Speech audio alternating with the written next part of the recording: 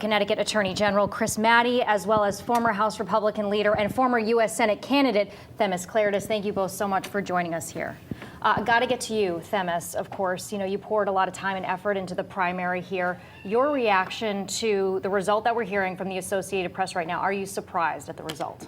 Well, we've all seen the polls for the past many months, and we've seen Senator Blumenthal not only maintaining his lead, but even increasing it a little bit. And I think, going back to what we talked about a little earlier, it's Connecticut. We have to focus on what voters in Connecticut want, not what different states in the country. And when you nominate somebody to run as your party's nominee, you have to make sure that that person not just is somebody that represents a certain view, but somebody who can win the election. Sure.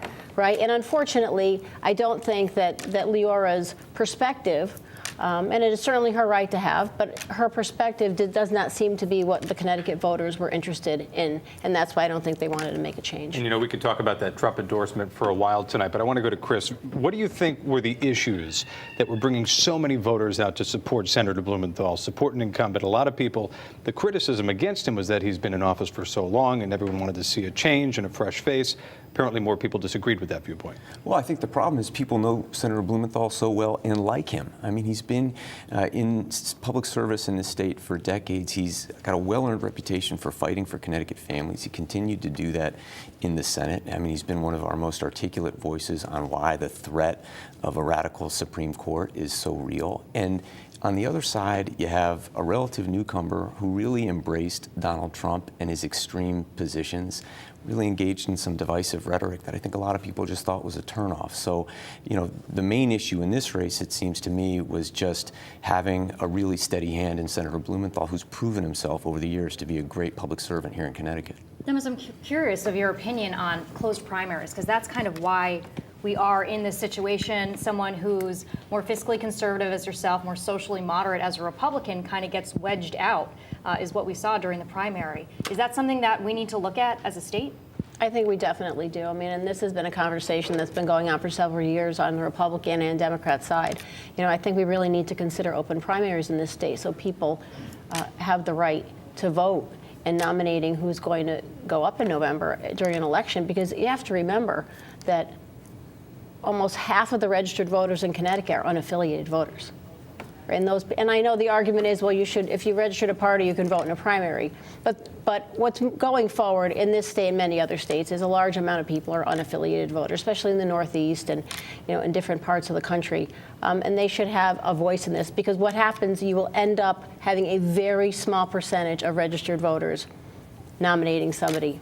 Right. We're sitting here in Connecticut, and we mentioned last hour that this conversation of moderate Republicans and maybe moving more toward the center isn't happening across the country in all these different states. But in our state, as one of the leading Republican voices in Connecticut for many years, with the new movement to the MAGA-endorsed candidates that are popping up all across the country, where do you see the Republican Party in Connecticut going in the future, especially with this news that a Trump-endorsed candidate didn't win? Do you think that we're going to continue to see these candidates popping up in the next couple of years, or do you think it might move back to more of a moderate side?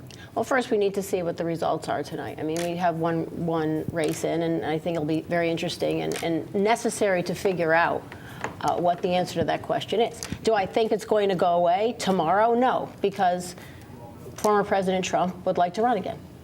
And he's going to make an announcement in some way, shape, or form soon, and we're going to see what that announcement is sooner than later. There will always be people that believe that you're either for Trump or against Trump.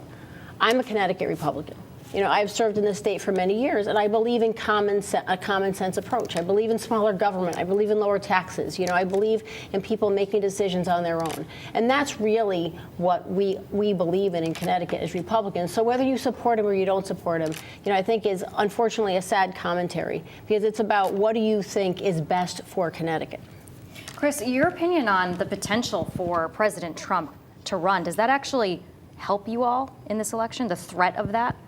Well, look, President Trump is going to do what he decides to do, and whatever he decides to do, he is going to have the full support of the Republican Party behind him. There is no other personality in Republican politics that dominates that party the way he has. He's radicalized it.